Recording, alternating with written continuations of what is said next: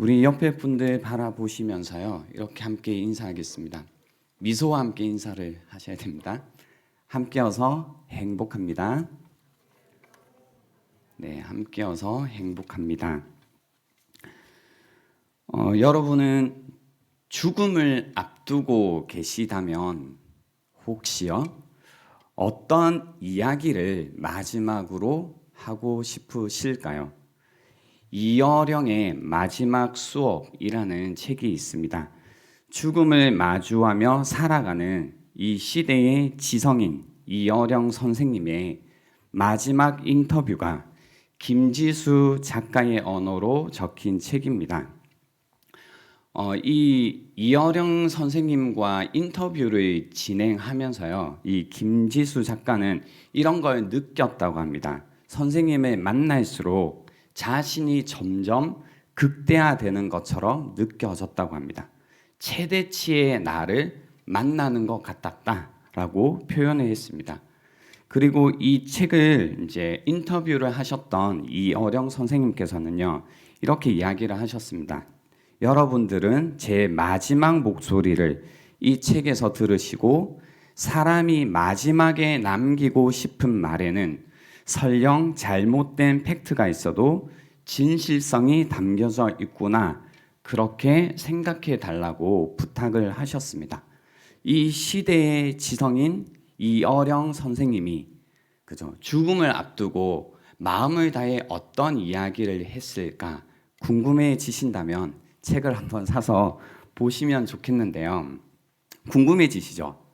오늘 저희가 읽었던 이 신명기라는 책도요, 모세, 하나님을 만났던 이 모세라는 인물이 죽음을 앞두고 이스라엘 자손에게 마지막으로 전한 메시지입니다. 죽음을 앞두고 전했다면 아마 그가 전할 수 있는 어떤 메시지 중에 가장 중요한 메시지를, 진실성을 담아 전했을 겁니다. 그래서 그건 무엇보다 아마 삶 속에서 가장 중요한 것, 그 무언가를 전했을 거라고 생각합니다. 진짜 삶에서 중요한 게 뭘까? 우리 삶 속에서 놓치지 말아야 할 게 뭘까? 정말 중요한 것. 인생에서 진짜 중요한 것을 삶 속에 갖고 살아가는 사람들을 우리는 복 받은 사람들이라고 합니다. 인생에서 가장 중요한 것, 복은 무엇일까? 반대로 이 중요한 것을 인생에서 놓치고 있기 때문에 저주를 받고 있다면 그 저주라는 것은 무엇일까?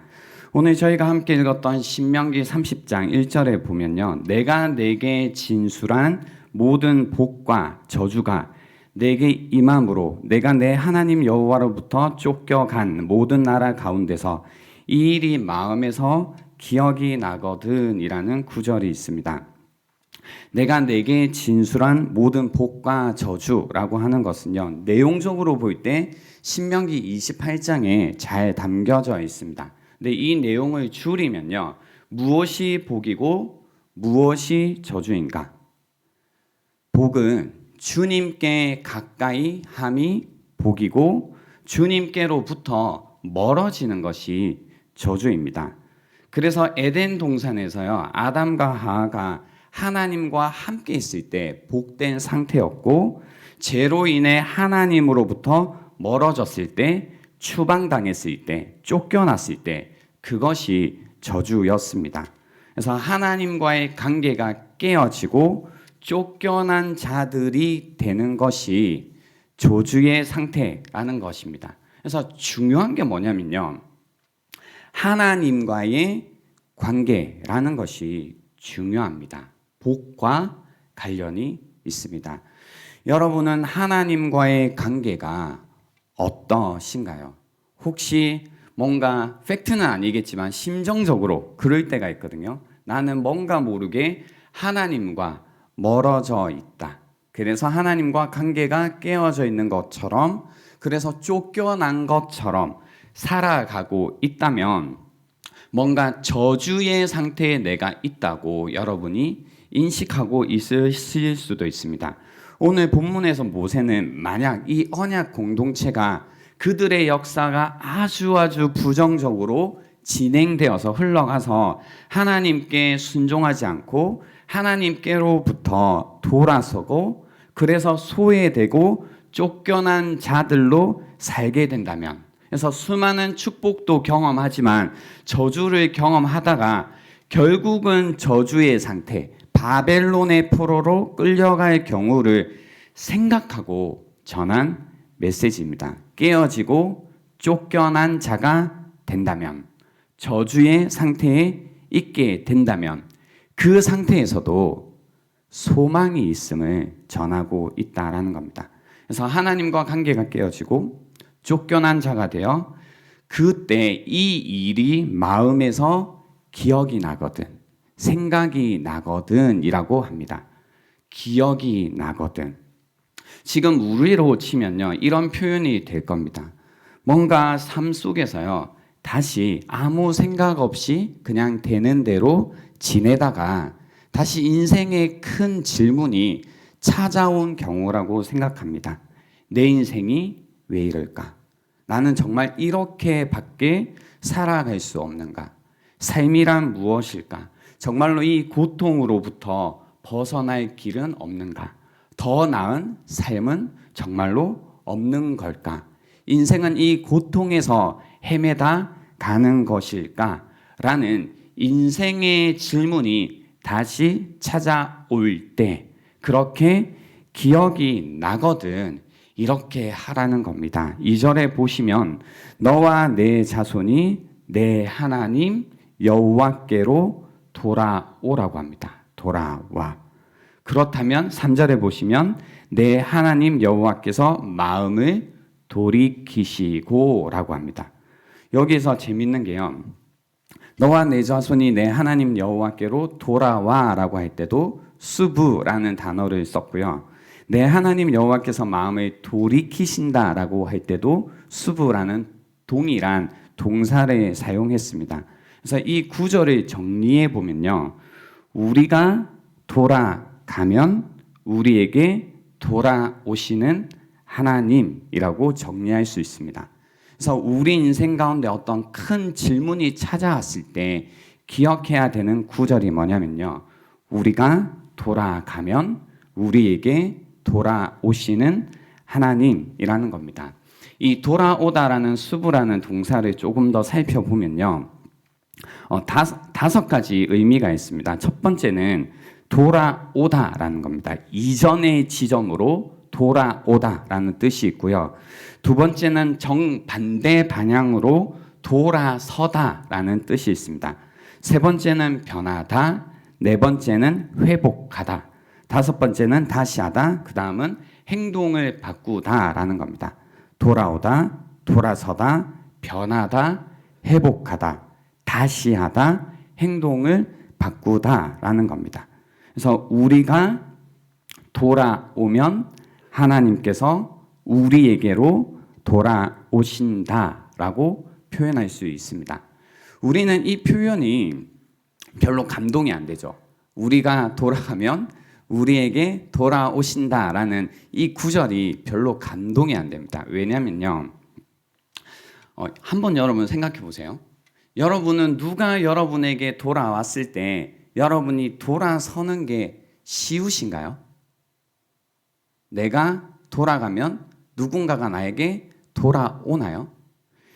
이런 거죠. 우리는 어떤 관계적인 문제가 생겼을 때요, 상대방이 우리에게 돌아와도 돌아가지 않습니다.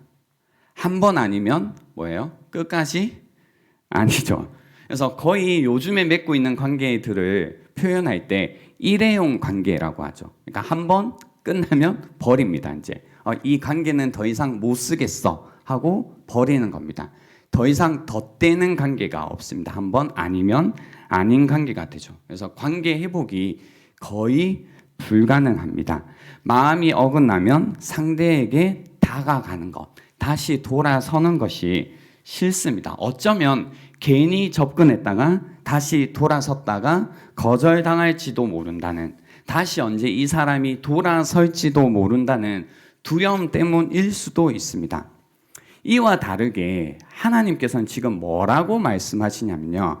하나님은 우리가 돌아가면 우리에게 돌아오시는 하나님이시다라고 이야기하시는 겁니다. 하나님께서는 자기 백성을 대하실 때요, 결코 관계라는 것을 완전히 매듭짓지 않습니다.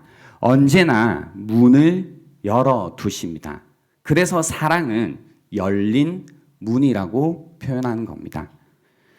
그래서 우리가 할 일은 뭐냐면요. 우리가 뭔가 인생을 바꾸고 싶고, 흔히 말하는 운명을 바꾸고 싶고, 이제는 다르게 살고 싶은 이 기억이 나거든, 인생의 질문이 찾아왔다면, 우리가 할 일은 뭐냐면 돌아오는 겁니다. 주님께로 돌아오는 겁니다. 여기에서 제가 여러분께 한번 같이 적용하고 싶은 게 있는데요. 그죠? 뭔가 저주의 자리에 있는 것 같고, 내 운명이 아닌 것 같고, 뭔가 망한 것 같은 자리에 있을 때 어떻게 해야 된다고요? 하나님께로 돌아가면 되잖아요. 마찬가지로 우리가 해야 될 일이 있는데요. 그게 뭐냐면 돌아오게 하는 일을 해야 된다라는 겁니다. 나뿐만이 아니라 내가 저주의 자리에 있다가 돌아서서 거기에서 다시 복된 자리에 있다라는 것을 경험했다면, 나에게 돌아오시는 하나님을 경험했다면, 다른 사람들도, 저주의 자리에 있는 다른 사람들도 돌아서게 하는 자들이 되어야 된다는 겁니다. 다니엘 12장 3절에 그래서 이런 말씀이 있죠. 많은 사람을 옳은 대로 돌아오게 한 자는 별과 같이 영원토록 빛나리라 라는 말씀이 있습니다. 그리고 세례 요한의 역할을 보면 누가복음 1장에 이렇게 표현되어 있더라고요. 이는 그가 주 앞에서 큰 자가 되며 포도주나 독한 술을 마시지 아니하며 모태로부터 성령의 충만함을 받아 16절에 이스라엘 자손의 주 곧 그들의 하나님께로 많이 돌아오게 하겠음이라 라고 해요. 세례 요한의 역할이 뭐냐면요, 하나님께로 사람들을 어떻게 하는 거라고요? 돌아오게 하는 자라고요. 그리고 이어지는 말씀이 흥미롭습니다. 17절에 보시면 그가 또 엘리야의 심령과 능력으로 주 앞에 먼저 와서 아버지의 마음을 자식에게 거스르는 자를 의인의 슬기에 돌아오게 하고라고 해서요. 아버지의 마음을 자식에게로 돌이키게 한다라고 표현하고 있어요. 그러니까 세례 요한은 어떤 역할을 하냐면 저주에 있는 자들을 하나님께로 돌아오게 한대요. 하나님께로 돌아오게 하면 아버지의 마음이 자식에게로 어떻게 되냐면 돌이키게 된다라고 말한, 그러니까 우리가 돌아갈 때에 하나님께서 우리에게 돌아오시는 이 이야기를 하고 있다는 겁니다. 새해가 되었잖아요, 여러분. 여러분도 이런 은혜가 있으셔야 됩니다. 내가 계속해서 행복한 사람, 복된 자리에 있다는 건 무엇이냐면 하나님께로 돌아섰고, 그리고 하나님께서 나에게 돌아서시는 이 은혜의 자리, 이 복된 자리를 계속 경험하셔야 됩니다. 뿐만 아니라 돌아서게 하는 자들이 되셔야 됩니다. 주변에 하나님으로부터 멀어져서 괴롭게 슬프게 운명의 장난이니 뭐니 라고 하며 애통해하는 자들을 하나님께로 돌아서게 하면 아버지의 마음, 그들을 긍휼히 여기시는 아버지의 마음이 그들에게로 돌아서게 될 거다라는 겁니다. 저희 교회에서는 매주 화요일 오전 10시 30분에요. 전도 특공대라는 이름으로 지금 이 하나님께로 돌아서게 하는 자들이 모임을 하고 있습니다. 그래서 여러분 가운데 뭔가 올 한 해 하나님께로 돌아서게 하는 이 사역 가운데 함께 하고 싶고 또 전도하는 것을 배우고 싶은 분들이 있으시다면 화요일 오전 10시 30분에 오시면 이 부분에 대해서 좀 더 자세하게 나눌 수 있을 거라고 생각됩니다. 그래서 우리가 돌아가면 우리에게 돌아오시는 하나님, 이 의미를 조금 더 자세히 들어가 보려고 합니다. 우리가 하나님께 어차피 하나님은 하나님의 일을 하실 거잖아요. 그럼 우리가 하나님께로 돌아간다라는 건 어떤 의미인가? 라고 할 때 오늘 본문에 적혔던 세 가지 동사를 연결해서 잘 생각해 보시면 되는데요. 하나는 기억하다. 두 번째는 돌아오다. 세 번째는 뭐냐면요. 청종하다입니다. 그래서 기억이 나거든. 그래서 돌아오면 뭐 해야 되냐면요. 청종해야 된다는 겁니다. 그래서 오늘 2절 말씀에 보시면 돌아와 내가 오늘 내게 명령한 것을 온전히 따라 마음을 다하고 뜻을 다하여 여호와의 말씀을 청종하면 이라고 합니다. 우리의 마음을 다하고 뜻을 다하여 여호와의 말씀을 청종하는 것이 하나님께로 돌아오는 것이라는 거죠. 굉장히 중요한 단어잖아요. 청종하다. 네 가지 의미가 있습니다. 하나는 듣는다입니다. 듣다. 청종하다라고 하면 첫 번째는 듣는다입니다. 듣는다. 주님의 말씀을 듣는다. 두 번째는 받아들인다입니다. 정보를 받아들인다. 세 번째는 반응하다입니다. 내가 들은 내용을 믿기에, 그것을 신뢰하기에 그 말에 반응하는 겁니다. 네 번째는 순종하다입니다. 순종하다라는 건 그냥 따라가는 게 아니라요. 건의를, 말하고 있는 사람의 건의를 받아들이기에 그의 요구에 따르는 것이 순종하다입니다. 그래서 청종하다라는 건 듣다, 받아들이다, 반응하다, 순종하다라는 네 가지 의미가 있습니다. 그래서 우리가 주님께로 돌아온다라는 것은요. 여호와의 말씀을 듣는 겁니다. 마음을 다하고 뜻을 다해서 듣는 겁니다. 마음을 다하고 뜻을 다해서 듣는 거기 때문에 대충 듣는 게 아니라 우리의 온 존재로 주님의 말씀을 듣는 겁니다. 우리의 머리로, 우리의 감정으로, 우리의 의지를 다해서 주님의 말씀을 듣는 겁니다. 돌아온다라는 것은 그런 우리의 온 존재가 하나님의 말씀을 받아들인다라는 겁니다. 돌아온다라는 것은 주님의 말씀을 믿고 그 말씀을 믿기에 정말로 움직인다, 반응한다라는 뜻입니다. 돌아온다라는 것은 우리의 온 마음을 다해 하나님의 권위라는 것을 받아들이기 때문에 그 하나님께서 우리에게 하시는 요구를 따른다라는 겁니다. 하나님의 권위를 받아들였기 때문에 하나님이 우리에게 하시는 요구를 따른다라는 겁니다. 이게 사실 어렵죠. 로마서 1장 28절에 보면 이런 말씀이 있습니다. 또한 그들이 마음에 하나님 두기를 싫어하며, 마음에 하나님 두기를 싫어하며 하나님께서 그들을 그 상실한 마음대로 내버려 두사 합당하지 못한 일을 하게 하셨으니 라고 할 때요. 마음에 하나님 두기를 싫어한다라는 건 어떤 의미냐면요. 하나님이 싫어 뭐 이런 의미겠죠. 근데 그게 무슨 뜻이냐면 우리의 삶 속에서 나의 삶을 규정하는 존재로 하나님을 내 마음에 두는 게 싫다라는 겁니다. 그러니까 어쩌다가 감정적으로 하나님이 좀 싫어졌어라는 의미가 아니라 자기 중심적인 사람들, 이 죄성이죠. 자기 중심적인 사람들이 다른 존재가, 나 아닌 다른 존재가 내 삶을 규정하고 내 삶의 중심에 두는 것이 싫다라는 겁니다. 그래서 다른 사람의 권위를 받아들이는 게 사실 사람은 가장 힘든 일입니다. 그게 하나님이라고 할지라도 우리는 하나님을 우리 마음의 중심에 두는 것을 싫어한다는 겁니다. 그래서 하나님의 권위를 인정하는 것은 어쩌면 우리가 할 수 있는 일 중에 가장 힘든 일일 수도 있다라는 겁니다.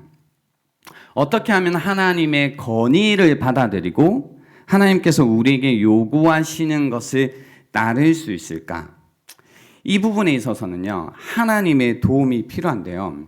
이것과 관련해서 그러니까 요게 돼야지 우리의 운명이라는 게 바뀔 텐데요. 이번 주에 제가 운전하고 가다가 아주 재밌는 글귀를 봤어요. 거기가 절인지 어딘지 잘 모르겠는데요. 여러분 보신 적이 있을지 모르겠어요. 굉장히 크게 이렇게 적혀 있었습니다. 사주는 바꿀 수 없지만 운명은 바꿀 수 있습니다 라는 글귀였어요. 혹시 도로에서 보신 적이 있습니까? 여러분, 사주는 바꿀 수 있지만 운명은 바꿀 수 있습니다. 사주라는 건 뭐냐면요, 사람이 태어난 연월일시의 네 간지를 근거해서 사람의 길, 흉, 화복을 알아보는 거죠. 그러니까 내가 어떤 길, 한 일이 있고 흉한 일이 있고 복이 있는가를 보는 게 이제 사주라고 하는데요. 이 사주는 바꿀 수 없지만 무엇은 바꿀 수 있다고 얘기해요? 운명. 그러니까 이 사람이 어떤 존망, 생사에 관해서는 바꿀 수 있다라는 얘기를 하는데, 제가 그걸 보면서요, 웃었어요. 왜 웃었냐면, 그래, 운명은 바꿀 수 있지. 근데 그 운명을 누가 바꿀 수 있나? 라는 거였습니다. 누가 과연 운명을 바꿀 수 있지? 라는 거죠. 운명을 바꾸는 일은 하나님만이 하실 수 있습니다. 오늘 3절에 보시면 내 하나님께서 여호와께서 마음을 돌이키시고 너를 긍휼히 여기사 포로에서 돌아오게 하시되 내 하나님 여호와께서 흩으신 그 모든 백성 중에서 너를 다시 모으시리라라고 합니다. 여호와의 말씀을 청종하면, 그죠? 하나님의 건의를 받아들이고 그분이 우리에게 요구하시는 것을 따르면 내 하나님께서 너의 마음을 돌이키시고 긍휼히 여기사 포로에서 돌아오게 하시되 내 하나님 여호와께서 흩으신 그 모든 백성 중에서 너를 모으신다고 하십니다. 모으신다고, 다시 모아주신다라는 뜻입니다. 다시 모아주신다라는 뜻이 운명을 회복시켜 주신다라는 겁니다. 다시 복된 운명으로 바꿔주신다, 회복시켜 주신다라는 겁니다.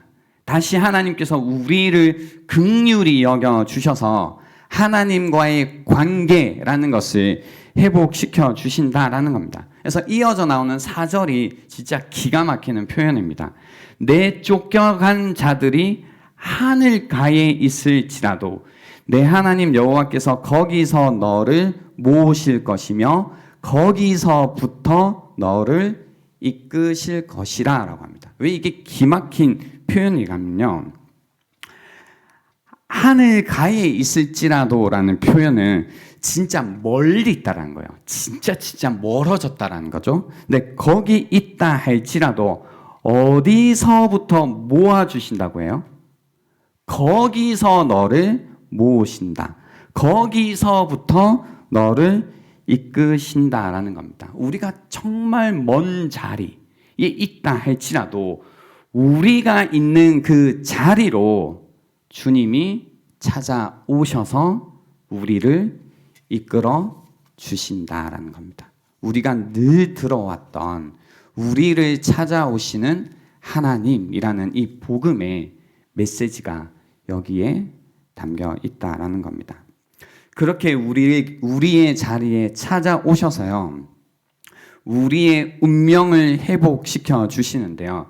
제가 말씀드린 게 뭐냐면, 뭐가 정말 어렵다고 했죠? 청종하는 부분. 그러니까 청종하면, 하나님의 음성을 온 존재를 다해서 들으면, 받아들이면, 믿음으로 반응하면, 그분의 건의라는 것을 내 중심에 인정하고 그분의 요구를 내가 따르면 이라는 거잖아요. 이 조건이 있잖아요. 근데 우리가 정말 힘든 게 뭐냐면 이걸 하기가 힘들죠. 그렇죠? 뭔가 좀 잘못했어요, 주님. 주님 이제 주님 뜻대로 살고 싶어요 라고 해도 뭐가 안 돼요? 주님의 뜻대로 정말로 살아가는 게 힘들지 않나요? 그죠? 그분의 건의를 내 안에 받아들이고 그분께서 나에게 하시는 말씀대로 내가 따르고 살아가는 게 힘들다고요. 건의를 받아들인다는 게 뭐냐면요, 저는 이렇게 표현하거든요. 나보다 큰 존재가 있고 나보다 큰 말이 있다고 해요. 그러니까 우리는 지내면서 그런 게 있잖아요. 아무리 주님의 말씀이 내 귀에 들려도 나보다 크지가 않아요. 그러니까 이렇게 해야 돼, 주님께 돌아오는 자들이 되어야 돼 라고 해도 내 마음속에서 아이 귀찮아 한마디면 어떻게 돼요? 끝나죠. 해요 안 해요?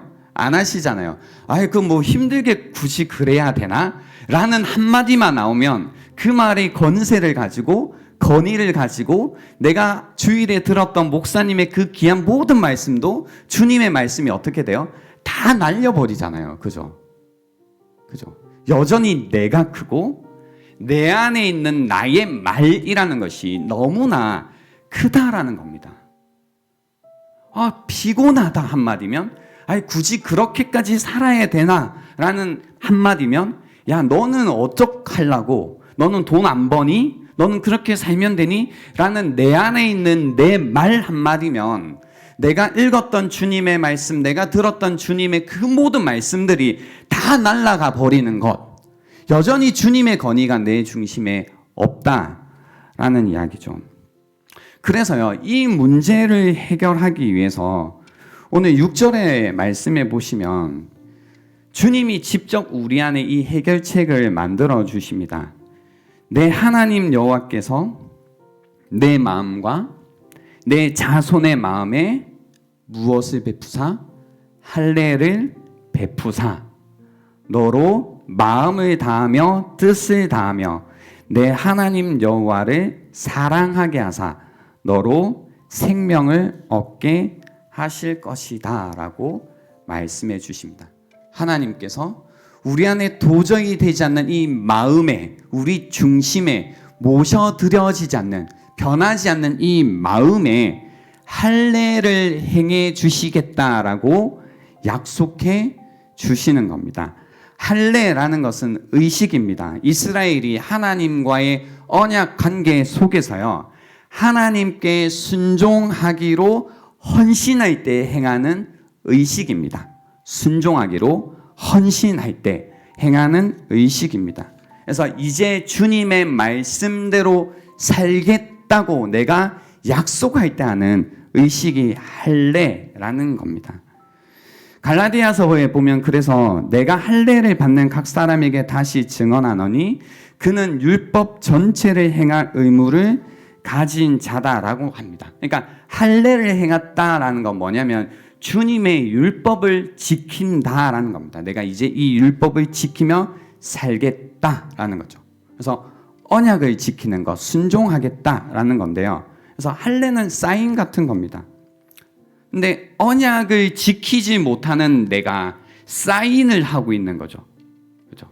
마음이 변하지 않아서 그걸 도저히 할 수 없는 내가 사인을 하고 있다는 거죠. 근데 순종이 없는 할례라는 게 뭐냐면 계좌에 돈이 없는데 내가 그거 사겠다고 사인하는 것과 같다라는 거죠. 그래서 순종이 없는 할례는 효력이 없다라고 이야기합니다. 그래서 로마서 2장 25절에 내가 율법을 행하면 할례가 유익하나 돈이 있으면 사인한 게 유익하지만 만일 율법을 범하면 지키지 못하면 돈이 없으면 내 할례는 너의 사인은 어떻게 된다고요? 무할례가 되느니라.